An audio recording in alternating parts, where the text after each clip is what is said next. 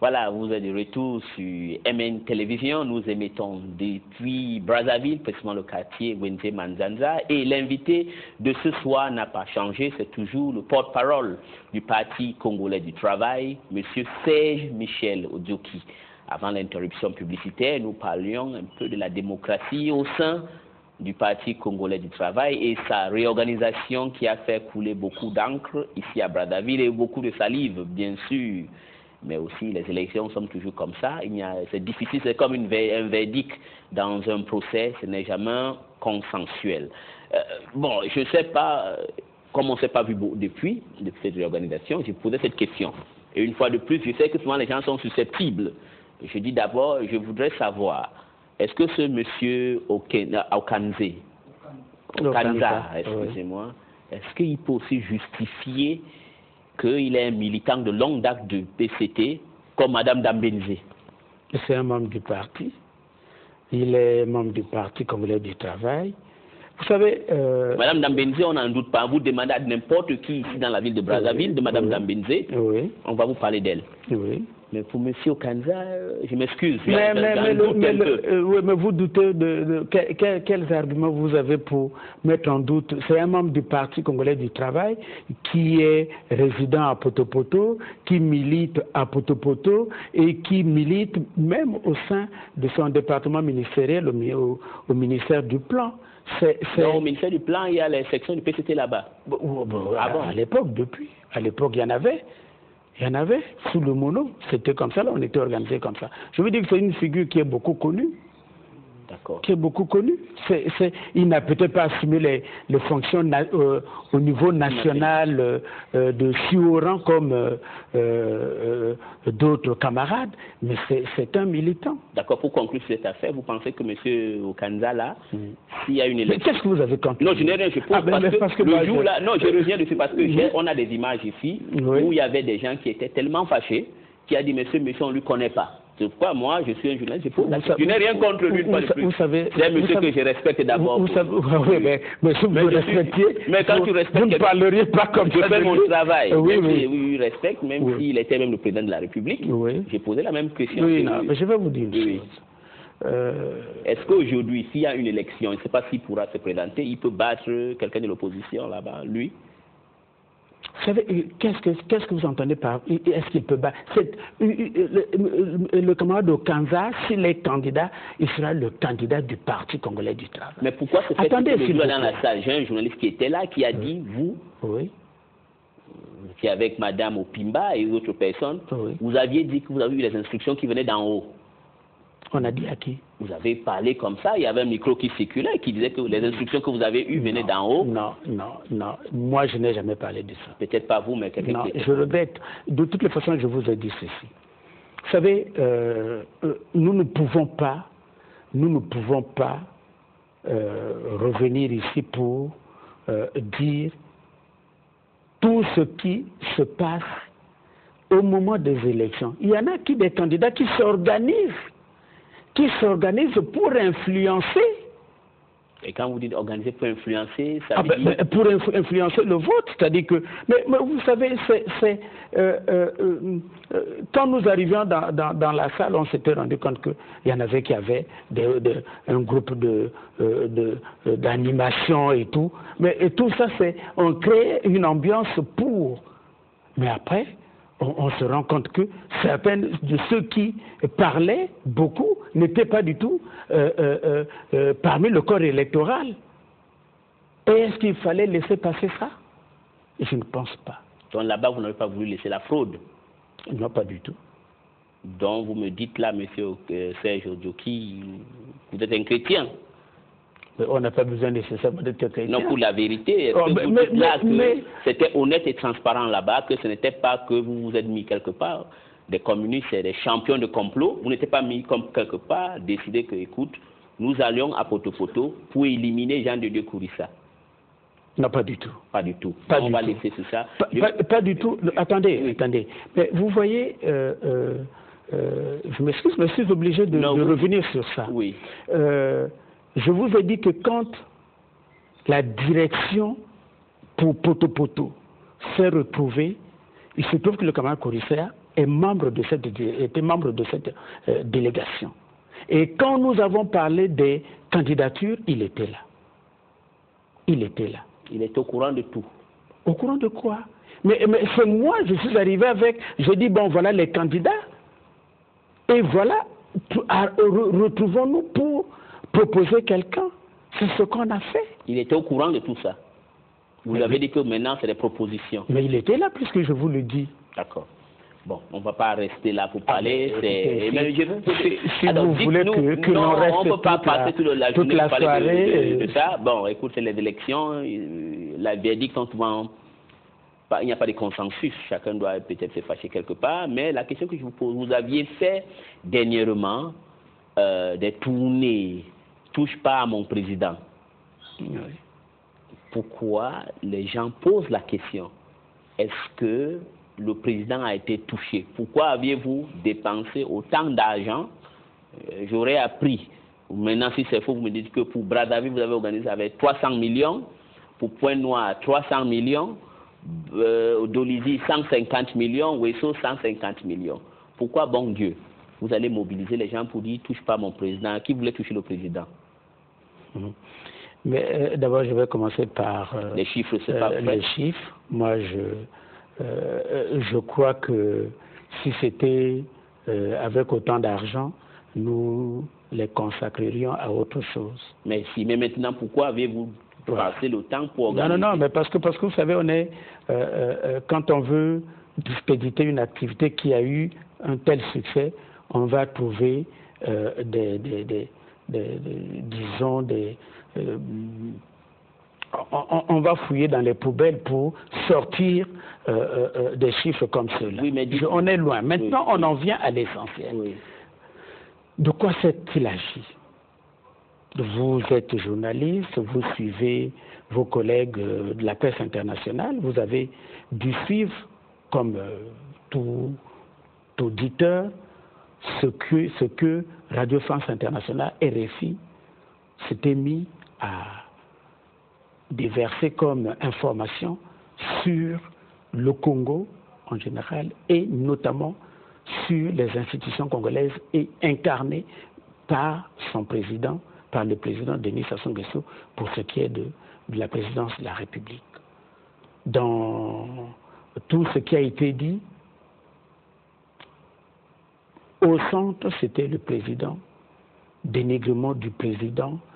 On va ressortir des affaires comme celle des disparus du Beach, dont le dossier au niveau de Brazzaville, donc du Congo, avait été examiné par les juridictions congolaises et dossier clos de la manière que l'on sait. Et plus de 5 ans après, on ressort ça comme par enchantement au niveau de Paris, des plaignants, très bien. Et tout ça pour viser une personne, tout au moins une autorité, le président Denis Sassou Nguesso. De la même manière, on parle des biens mal acquis, et la toute dernière en date, c'est ce que nous avions suivi à propos de ces achats privés. Vous voyez, tout ça, pour nous, c'est de l'acharnement. Tout ça, pour nous, c'est une atteinte à la souveraineté. Et comme du point de vue, dans ce genre d'activité, il y a un symbole, c'est le président, nous disons, là, on porte atteinte au président de la République, on veut le déstabiliser, on le dénigre, on porte atteinte donc à la souveraineté du Congo. Parce que pourquoi vous n'aviez pas dit « touche pas à mon Congo » ? Le président de la République, je m'excuse, hein, il n'est pas lui qui a le Congo, il va passer, le Congo restera. Pourquoi, bon Dieu, vous n'avez pas dit meeting, touche pas à mon Congo ? Simplement parce qu'il est dans cette campagne-là, il est la cible principale. Est-ce que c'est lui le général Dabira ou le général Oba Pierre, les gens qu'on a interpellés, il n'y a pas Sassou Nguesso dedans, monsieur. Vous n'avez pas fait ça parce que vous voulez faire plaisir au président, touche pas mon président. Non, pas du tout. Bon. Mais est-ce que vous vous rendez compte de ce que... Attendez, s'il vous plaît, parce que ce point est important. Quand on s'attaque ainsi au président de la République. Au Congo. Au président de la République, on s'attaque au Congo. on s'attaque au Congo. Mais si je ne me trompe pas, je suis la même radio que vous. J'ai écouté les biens mal acquis. Oui. Ça, c'est un autre cas. Mais on n'a Oui. pas cité le président. Les disparus du beach. Oui. Si je ne me trompe pas, c'est M. Dabira qui est à Paris, qui a été interpellé. C'est ça qui a fait qu'on convoque ça. Oui, mais... À moins qu'il y ait une autre chose que je ne maîtrise non, pas. Mais attendez, mais le dossier des disparus du beach, de la part des plaignants, ceux qui ont déposé la plainte là-bas, ça vise quoi? Au sommet de l'État? Parce que pour eux, les Dabira et tous les autres, ce sont des exécutants. Non? Vous le savez très bien. Et que derrière tout ça, on vise qui? On vise la personne du président de la République. C'est ça. Maintenant, pourquoi touche pas mon président? C'est pour ça. C'est le symbole de la souveraineté, c'est le symbole de l'indépendance du Congo. Parce que le Congo, à travers ses institutions, à travers la personne du président Denis Sassou Nguesso, exprime sa souveraineté et son autorité au niveau international. Mais si cela... J'admets ce que vous avez dit bien, mais lors de ce meeting, est-ce que ce n'était pas un meeting aux langues nationalistes, xénophobes et anti-français? Pas du tout. Mais pourquoi vous avez invité un monsieur là, Zao, je l'ai vu, touche pas à mon français, touche pas à mon Congo, toi petit français, qu'est-ce que ça veut dire? Mais vous n'avez pas vu ça vous-même? Vous n'avez pas vu Zao vous-même? Non, mais Zao était là. De toute façon, vous savez que Zao, c'est un artiste. Mais il n'a pas que... Vous étiez là? Vous aviez suivi M. Zao? Quand il s'est produit au boulevard, justement, ce jour-là. Mais qu'est-ce qu'il avait dit? Non, mais écoutez, il a repris la chanson qu'il a composée depuis longtemps. Ancien combattant. Et pourquoi? Mais vous connaissez le thème ou pas d'ancien combattant? Je connais le thème. Bon, alors, mais si vous connaissez ce thème-là, qu'à partir de là qu'il puisse... mais M. Ojoki, oui. Est-ce que vous ne pensez pas que c'est regardé ailleurs comme si c'est une manifestation anti-français? Non, pas du tout. Mais pourquoi votre secrétaire général, oui. Il a fait une conférence de presse, si je ne me trompe pas, il y a 2 ou 3 jours, il a dit lui-même... Oui. Ce n'est pas une campagne nationaliste ou xénophobe. Donc, oui. Quelque part, vous vous rendez compte que vous êtes un peu allé plus loin. Non, mais c'est simplement... Mais vous savez, c'est vrai ou faux que, au-delà, vous prenez le président comme un cache-sexe, mais derrière vous, vous êtes des nationalistes anti-français. Vous pensez que les Français vous en veulent. C'est ça, non? Mais si c'est le cas, je vais vous répondre. Si c'est le cas, le Parti congolais du travail, en particulier, la majorité présidentielle en général, et au-delà. Au-delà, parce que il y a quelque chose qui... vous n'avez pas constaté, monsieur Ojoki, merci de vous couper, mais vous ne voulez pas le fil, qu'il y a d'autres gens de la majorité qui ne sont pas venus. Ça ne vous a pas tiqué qu'il y a des partis qui ne sont pas arrivés, il y a des leaders des partis qui ont voyagé le jour qu'il y avait le meeting à Brazzaville. Ah ben écoutez, les leaders des partis, ils ont par ailleurs des activités, mais ils se sont excusés. Mais nous avons préparé cela ensemble. Nous avons préparé cela ensemble. Ils n'ont pas voulu que ça vous s'affiche avec vous. Oui, mais c'est vous qui le dites. Vous pouvez interpréter comme une manifestation anti-français. Non, pas du tout. Pas du tout, parce que pour être une manifestation anti-français, non seulement dans sa forme, mais aussi dans les intentions, donc dans les déclarations, on aurait peut-être pu, si c'était le cas. Mais nous avons précisé, parce que je n'ai pas oublié, vous m'avez demandé de ne pas perdre le fil de mes idées. Si nous avons précisé cela, c'est justement pour éviter cette mauvaise interprétation, ou bien ce qui pourrait être pris pour ce que finalement ce meeting-là n'était pas.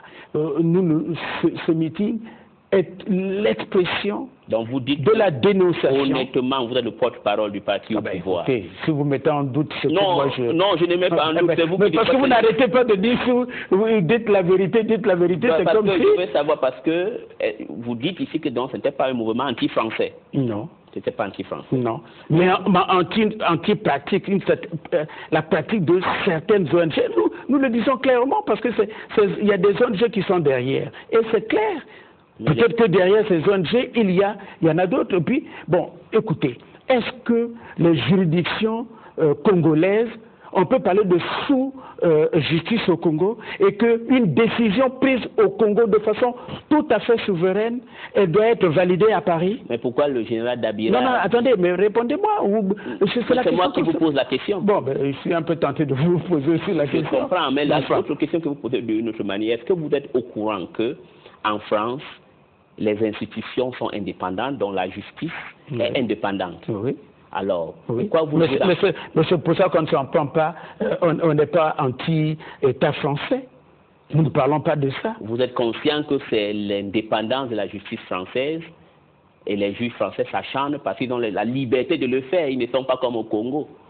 Mais non, mais ça appartient. C'est pour ça que derrière la justice, il y a aussi ceux qui s'acharnent. Il y en a qui ne se privent pas, ils ne se cachent pas. Les ONG notamment. Et pourquoi vous ne faites pas un démarche de lobbying pour aller voir ces ONG? Mais il se trouve, cher ami, que les meetings que nous avons tenus, c'est une des actions. Il y en a d'autres. Il y a d'autres actions que vous allez mener. Oui. Mais vous êtes parti congolais du travail. Oui. Ce n'est pas le Parti congolais du travail qui a organisé les meetings. C'est la majorité présidentielle. La majorité présidentielle. Ouais. Bon, je voudrais dire que vous êtes des gens de la gauche. Vous devez être en symbiose avec la gauche en France alors. Parce qu'ils sont la gauche au pouvoir. On a vu le président français aller en Afrique du Sud. Oui. L'accueil était chaleureux, même plus que quand Sarkozy est arrivé, parce que la gauche en Afrique du Sud, oui. La gauche en France. Oui. Pourquoi se fait-il qu'entre vous, la gauche congolaise et la gauche française, ce n'est pas le grand amour? Ah bon? Ça se voit, ce n'est pas moi qui dois vous dire, monsieur. Oh, mais écoutez, c'est vous qui le dites. C'est pour ça que je m'étonne. Vous dites, ça se voit, vous voyez ça, en quoi est-ce que vous...